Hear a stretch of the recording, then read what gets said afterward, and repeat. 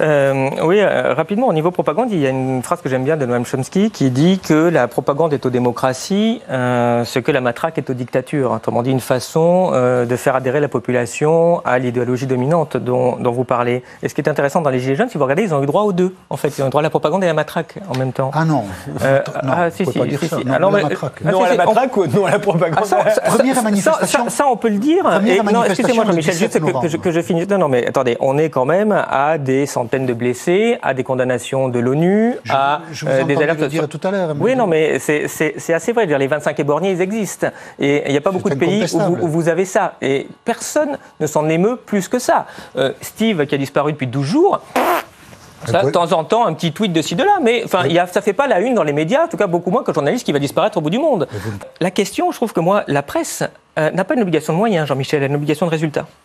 La question, c'est pas qu'est-ce que la presse a dit, la question, c'est qu'est-ce que le grand public a entendu.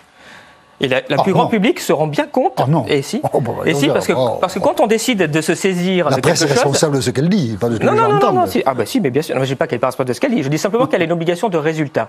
Donc quand on a envie de traiter d'un sujet, vous avez des unes qui s'enchaînent, vous avez des débats qui s'enchaînent, on en parle beaucoup. Je suis désolé, le traitement médiatique de Steve est extrêmement limité par rapport à des traitements médiatiques d'autres sujets. Mais on peut parler aussi de Zineb Redouane.